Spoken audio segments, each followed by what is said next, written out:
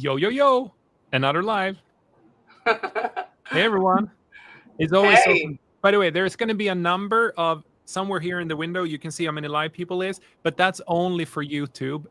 All the other platforms won't say how many people are actually live. So what I typically get, it's completely random. Hey, Chris. Chris joined on Instagram. Chris, are you coming to the launch event?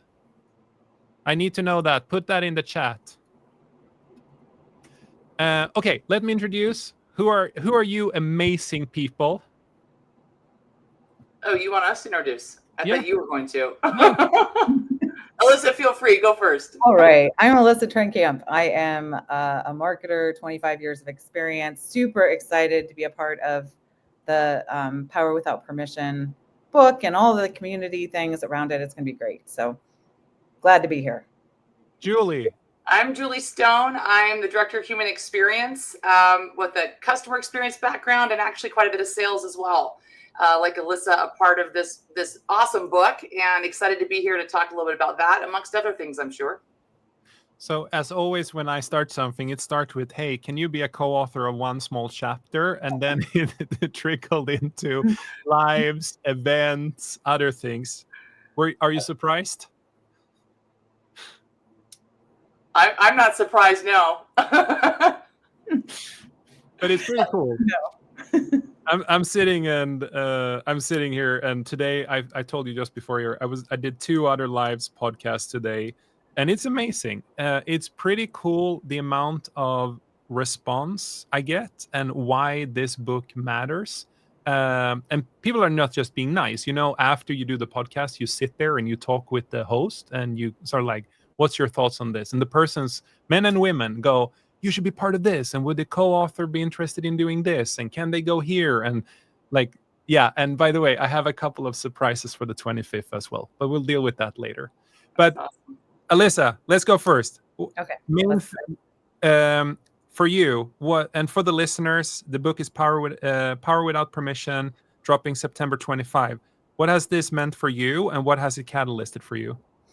It's been great. I mean, first of all, I really resonate with the title more than the subtitle, actually, but I really love it.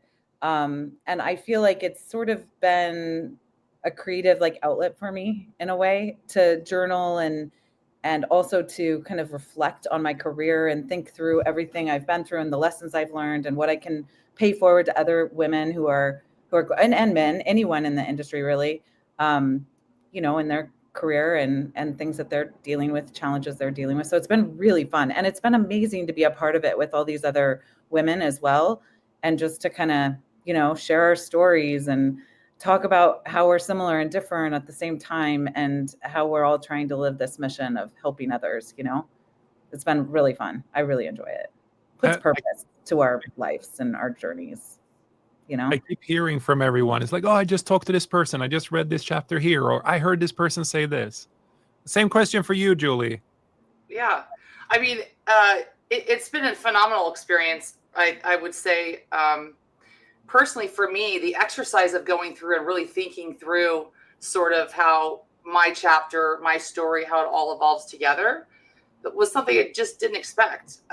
It caused me to really go back and go back in time, really from the very beginning, and also do more of that self-awareness that I like to do naturally anyway.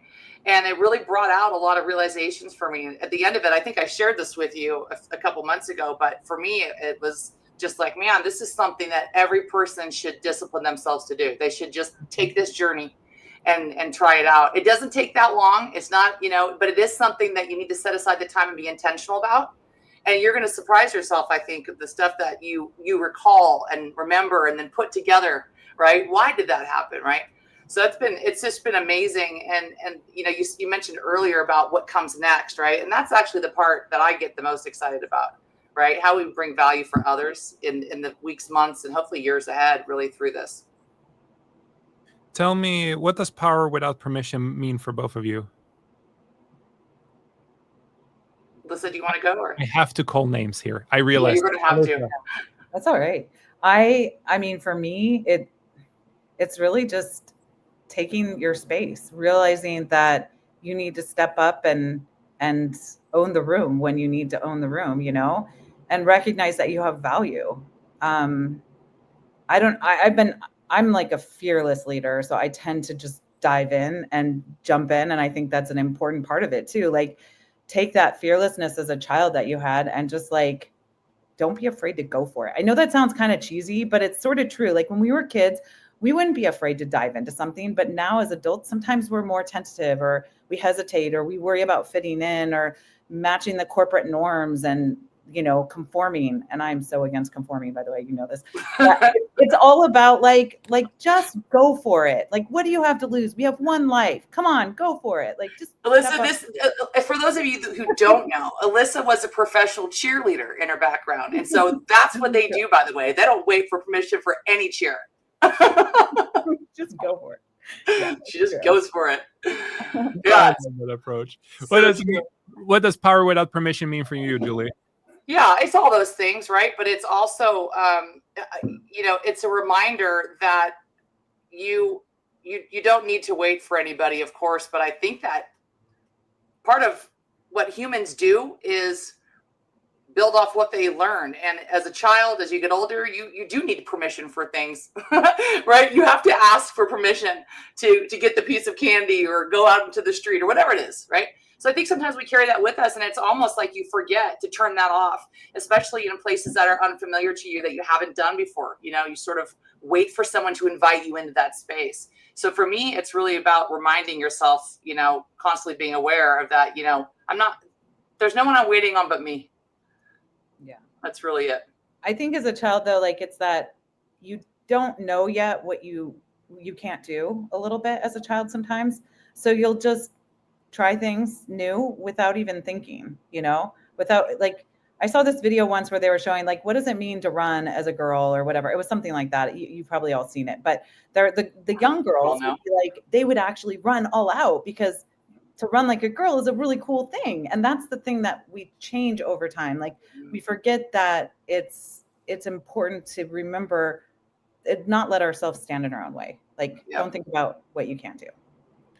What do we want to do? So we're launching this book. It talks about power without permission. And obviously it starts with, it has imposter syndrome in the subtitle, because that's where I would say a lot of people I work with, a lot of people you stumble upon, we meet people with imposter syndrome all the time. Mm-hmm. If people don't want to associate themselves with imposter syndrome, let's call it doubt, fear. Mm-hmm. You two have mastered the opposite, which I think is pretty cool. What's the number one hack that you guys do whenever you are in a situation where you feel fear or doubt or you're not certain? Julie. Finally, I get to go first. I notice that I'm feeling uncomfortable. It's the first thing that I do. And then I self-check it. All right. And I'm just like, why? There's no reason for it. And you just got to go in there and I don't know, whatever the scenario is. It starts with noticing that feeling. And you can get really good at doing that because it's one of those things that I think people push back and it becomes like a norm. But once you really pay attention to it, the second it's starting, you don't even have to be in that space of uncomfortable. You know, long before you're getting there that it's going to be uncomfortable, right? So you just, that's for me, the first thing I do is I notice that it's about to happen or it's already happening. Alyssa. Well, I mean, for me, I definitely have had imposter syndrome, but I tend to like not let it creep in. I mean, I really, really don't. But every once in a while, you know, because I'm one of those fearless people. So I just go do things, right? And then I realize at some point, wait a second, maybe I'm taking on more than I can. And someone fractures, like puts a little hole in me and says, wait a second, are you sure you can do all these things? Like this, I don't know about, like they have a little shed of doubt, right? And that's when I crack a little bit. So in those moments, like, and I think we all have that, like everyone has it, even the very best, strongest leaders. At some point, someone kind of cracks your armor a little bit and you're like, wait a second, am I in too deep? Have I took on more than I can chew? Am I fooling myself thinking I can do all these things that I've apparently decided I can do? You know, it happens. And in those moments, I just shut it down. I'm like, no, you have to remind yourself how amazing you are, how great you are, how you've tackled other things before and you've been fine. And just don't let those people get to you, because there will always be the people who don't think you can do it. You just can't let it creep in. So when it does happen for me, that's what I do. I'm just like, nope, shut it out, move on. I like your comment too, Alyssa, around, thinking back on how you've conquered that in the past and the things that you've done. You and I have chatted about this, I think, several times. But I mean, that's why it's so important to have those first wins. You've got to conquer something so that you know you can do it, and you can draw on that for more strength in the future. And each time you do it, of course, it gets easier. Yeah, it is true. It does get easier over time. When we created the book, I looked up a lot of statistics on imposter syndrome, doubt, and fear. 70% of women have it, even in higher executive roles. Mm-hmm. What is the ratio for men? If I remember correctly, 30. Yeah, it doesn't surprise me. The difference is that men will not admit it. Right. Yeah, that's what I would think. There's some of that. Mm-hmm. Yeah. And at the same time, another statistic is that men will think they're ready to do a job, or they will, if there are 10 requirements for a job, men will jump in when they know 2 of them, and they will just like move on the side. I got this. Women, the same is they need to know 9 out of 10. Yeah. If you combine those 2 and you think long term, how much do you think that actually impacts things? Oh, massive. It's the difference between the final outcome. Where did you end up in your career? So true. And did you reinvent yourself? Did you level up? I mean, I would say for me, I've been a marketer my entire career. I was in PR for a while. So like for me, I haven't really changed my area of expertise, but I love what I do. So it sort of works, but I haven't reinvented myself in a major way like that. But maybe a man would be more likely to say, oh yeah, let's make a career change in the middle of it all, So for people who are joining the live, why am I sitting and talking about that? The guy in the conversation, because I have for like 1.5 to 2 decades witnessed amazing women like Julie and Alyssa that just don't get the opportunity, or like you have more skill set than most people, but you just don't get the opportunity, or not you two, but don't believe in yourself, or whatever it is. And I want to change that. That's one of the reasons why I started writing this book. And then also all the leadership lessons that my mother taught me of being a human, I wanted them to live on forever. And for the listeners, again, I started this because my mother is turning 80, and I wanted to, this is her birthday gift, sort of the legacy moving forward. Yeah. And we have 13 amazing stories. I was telling today on another podcast I jumped on, how can we have 13 people in their podcast studio? What can we do? So I don't think it's possible to humanly coordinate all of you being on a podcast at the same time. And it would be crazy. However, for the in-person event we are doing, there will be a little surprise for both of you. Oh, good. Alyssa and I love surprises. Love it. So excited. Bring it on. I love a challenge. Bring it. No, but jokes aside, we'll do a little fireside chat. And then we do a webinar at 4 p.m. Pacific on the 25th. I don't have the link here. I'll put it up afterwards. Maybe it was actually in the event. So if anyone wants to join that, and I'm doing a bunch of giveaways, giving away. That's for the book release the same day. That's the online one, right? Yeah. Online one at 4 p.m. Pacific time. I'm giving away 200 books. And was it one of you who gave me that idea that if I give away, or if they buy the book, they take a photo with themselves on social media, even if the book is $15, we'll still reimburse them $20. Yeah. Was that you, Alyssa? It was me. Thanks for remembering me, by the way. You know how stressful it's been to record the audiobook in the last few days, Julie? I'm totally just giving you shit. Yeah. So, Julie, speaking of which... Oh, great. Here we go. You got a good question for me, don't you, Andreas? Yes. I almost had the word glass ceiling in the title. Yeah. No, hold on to that. Why do you think glass ceiling not ended up being the title? Why do I think it didn't end up being the title? Because you don't believe that there's a glass ceiling. Correct. Mm-hmm. I don't either. Why is that? Well, I mean, Are we speaking in terms of for females or for humans, for people? Do I both. just don't. Yeah, because I would say it's the answer is the same for both.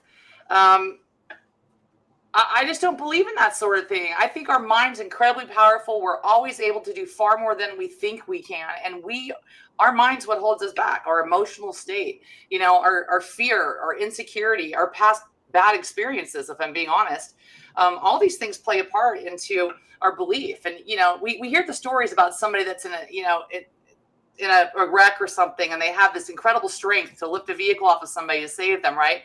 We can do things that we have no idea are possible, but you have to believe it, and you have to really, really want it. You know what I mean? So no, there's no glass ceiling. Here's the thing that I would say. I agree there's no glass ceiling, but there's a value in the glass ceiling, because when you tell someone what they can't do, they are going to immediately want to shatter through it, right? Like that is the motivation. That's what gets people, like it happens time and time again. You can't go to the moon. We go to the moon. You know what I mean? There's all these things in our that are proof of this. As soon as you tell someone what they can't do, they are immediately on a mission to prove that wrong. So I do think that's the only value a glass ceiling has, is that it's there to give us motivation. And now you know what motivates Alyssa. Tell me what I can't do, and I'm like, you can't do that, Alyssa. You cannot buy me a glass of wine. Love it. Oh, that's funny.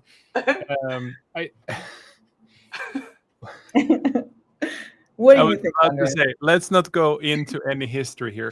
Anyway, tell me, Julie, you're the person that is, I think, one of the most excited about not only the book launch, but what comes after. Yeah. And you keep pinging me like, we should do this, we should do that.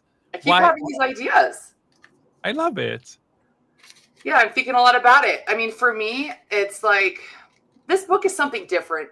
It's different because, I mean, I've never read a book like this before, but I just love so many elements of it. I love the fact that, including you, every single chapter is raw and real, and it exposes something about people that, as I said earlier, from the standpoint that I had forgotten that. I exposed something to myself in this process, all the way through to, a number of these incredible women, and you included, I have known, right, for a long time, and would call them friends, been out of the business world and even done things with them in a social setting.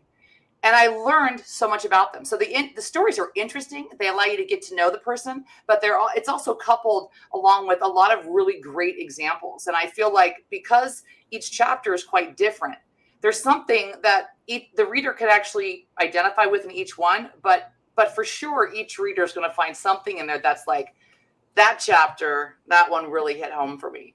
So I feel like it's a different kind of a book. I even like the fact, Andreas, that there's this audio component to it, and you get to listen, to the person. It's just, maybe that's just how I am, but I like that personal connection. So I think the book itself is unique. And then after that, what I just love about that is it's not about just here's a book, go and learn something. The learning is really just starting when they set the book down. It's what you do with it now. And that's the great piece. Now it becomes this community of people helping each other, and this builds this great experience. And I think through that, by the way, we're going to find a lot of other really wonderful opportunities to include more people on this journey with us, really, and start a movement. I was telling, thank you for saying that. I was telling a few other people about sort of the type of people I've been coaching and mentoring, and they can be executives, they can be CEOs, and we all need that community. We all need that group of people. And it's not always your friends and your social network, but people who really push you to level up. And one thing I've noticed for years now as well is there is no way to, a lot of women, they don't ask for mentors. Sometimes women and men step in and they offer to be mentors, but I have seen several women also reject it. The long-term goal, and remember, Alyssa, you and I, we talked about this just after I left Archilles. We talked about this and how we wanted to do like a mentor-mentee match. I'm actually hoping that this community we're starting can be the sort of the embryo of that. I don't know how to pull it off yet, but if we can get more younger women to actually match with people who have already done it, people like yourself, I think that would be a massive value. Mm-hmm. Massive. I forgot, are you both actively mentoring people right now? I know you are, Julie. I don't know about you, Alyssa.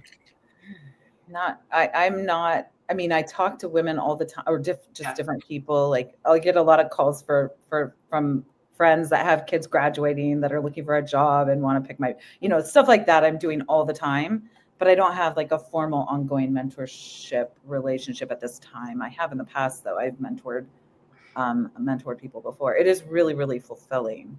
Yeah. I think, yeah. It is. I think I would say it's just even outside of something formal, professional, which is not what I'm doing. But I mean, you're doing it constantly, Alyssa. You're one of the best, really leaders. That I draw a lot on you. In fact, I'll pick up the phone and call Alyssa and ask for some mentoring. I'm in this position, I need some help. How would you approach this thing? Right? We do it amongst our network all the time. It's so true. Like, I think I do find myself doing it for people. And one of my chapters about leading through change in a big way, because I've been through so many acquisitions. And I find the time I naturally mentor is almost the best when we're all kind of going through a similar situation. We're trying to navigate and figure out our way and do it in the best way possible. Because it's so easy in change to fight for yourself and not really work to, you know what I mean? Like, you can't lose yourself in those changes and play the politics. Otherwise it just doesn't feel right in the end of the day. So I think that's a really valuable time to mentor people and kind of create that mentorship. Like, it's a little give and take. Like, Julie and I will mentally mentor each other. She mentors me. Yeah. I'll have a situation and she'll share her thoughts on how I can handle it. And it's really, really helpful, just to have that kind of sounding board of people on how do you manage through change, especially through change. I think that's one of the hardest things. I got multiple people asking me if when the book is published, can you give, I don't want to give names, but can a person take this book and by doing the things that are in the book will be able to do it themselves? Or do you happen to know anyone? Would one of the co-authors be able to mentor this specific individual? And that has happened almost 2 handful of times now as I've been talking to others about the book. So I think there's a massive gap for at least the friends of people who sees that someone needs mentorship. They're asking for it, basically. They're asking, can you connect me with someone? I know Janne, who is one of the authors in the book, she always mentors a bunch of people. That's one of her energy drivers. You'll meet her. She's a badass. I think it's something that you just do in life, right? I mean, if you care to do it, I talk to my children's friends and you know what I mean? And people who want to level up, they ask questions. But one of the things that I was thinking about, I shared this with Cheryl earlier, another co-author. I was listening to her podcast with you, and she said something in there that really, I was like, that's my daughter. That is what my oldest does time and time again. And I reached out to her, I'm like, both to my daughter, and I said, watch this, go to minute 34, start listening, and then I'll put you in touch with Cheryl. I love that, Julie. Yeah, I called her today, give her a heads up, but that's what you got to do, right? Yeah. Cheryl is listening to this, by the way. So what you don't see is we have Instagram. I have a few other ones, and you only see the studio. But Cheryl just wrote, have Julie tell her idea for book number 2. Okay. My book idea for number 2 is that I almost think of it in terms of the show The Voice, right? Where somebody comes on and they have this skill set, but they really want to shape it, really, and shine out the diamond. So you have a coach, a mentor. In this case, this is the book that people are reading through, and somebody is reading the book and they're identifying with one of the chapters with Alyssa's story. And they're hopeful that they'll be able to work with Alyssa for 6 months or whatever, and then see where that journey takes them. And then there would be another book that came out highlighting this person that Alyssa worked with and their story to keep passing on, right? And share what tools Alyssa brought, what was the most valuable, and what it did for them. A continuation of this, really. I love it, and I want to do more books. Let's finish this one. But I do. No, I'm kidding. It's been a lot of work for everyone who listens. It's a lot of work to write a book. Yeah. I love that idea, Julie. And it reminds me of the Pay It Forward story that movie. It's look what can happen if you give a dime they can turn into this, you know? Yeah, it's crazy because it'll give them the confidence and the tools to go do it even outside. It doesn't have to, this doesn't live in a book. This is just, right, an opportunity to get this thing started. And it becomes, you know, like what we do, we talk about in business, the flywheel, right? That's what we're looking for. We're building momentum and giving people the confidence and the tools to carry it through. I mean, I'm actually getting this book for my 3 nieces and my 2 daughters, and they're getting that as a gift. And by the way, for 4 of the women that I work with that are on my team, I'm going to do that as well because I think it's so powerful. It's a true present. That's a good promo. Please pre-order before September 25th. Everybody pre-order. All the sales actually goes against that one day. We have a lot of people actually. I dropped the number earlier today. We're going to have about 100 to 200 people probably show up for the webinar. So far, I'm giving away 200 books, free coaching. We're giving away leadership courses. They get access to the community, reimbursing the books. Like there's a bunch of giveaways there. But I think yesterday when I checked, I think we were getting closer to 150 people. That's crazy. I mean, it's a small thing. I haven't really been promoting it. We're doing stuff like this, the live, and then on Insta and LinkedIn and all of that. But I think it's pretty cool. And we have for those who you are local, we are running one event in person as well. So reach out to me if you want to come there. But we're almost full there, so I have to be a little careful of how many people I bring. And the max number, it's pretty significant size of what you max out at, right? Yeah, we can. The space can technically take more, but I wouldn't be surprised. We said 150, but right now it's. I just before this was on a meeting to discuss if we can do 250, but we'll see. I think it's going to be pretty cool, though. Oh, I forgot. We're sitting here and talking. I haven't even put up the banner. See, a little banner. What you can do, you can actually go already now to Amazon.com, search for Power Without Permission. You will hear the stories from badass women, amazing leaders like the 2 of you. It's been so fulfilling to do this. Please support this. 100% of the revenue goes straight into the community, Power Without Permission community. Develop more material, help more people, hopefully do mentor matching as one of the things in there as well. And then the other thing I will be doing is we'll keep doing lives every day. If no co-authors can show up, I'll just do them myself. Maybe I'll start showing portions of the book for people if I'm really tired one evening. Great. We'll get back in here with you. Anytime we can, we'll jump in. It's fun. Julie, you still have that idea. All the old Milestone Archilles people in one call at the same time. It's going to go crazy then. I know. Well, we'll make sure to be quiet so everyone has a chance to talk. We should do that. We should not do that on a Friday at 5. No. Well, we should. Why not? Oh my God. Is there anything else we haven't said here? Anything? Thank you so much for jumping on. I really do appreciate it. All the contributions, everything. It's been, I can tell you just sitting and listening to your stories now as we're doing the audiobook, because remember, I was not in, both of you don't know this, or not all the listeners will know this. I was not in the room when you recorded the audiobook. So it's kind of cool to hear the story talked back. And yeah. I saw when I was uploading my test run the other night, I saw that the folders were there. And I was so tempted to go listen. I'm like, no, you gotta wait. I'm most excited for the audiobook. I'll buy a hard copy too because I have to have one, or 2, or 5, or 10. But yeah, definitely the audiobook will be a must get. Yeah, I'm working hard, Alyssa, on it. Let's put it like that. And right now, I pivoted to doing an AI version of myself.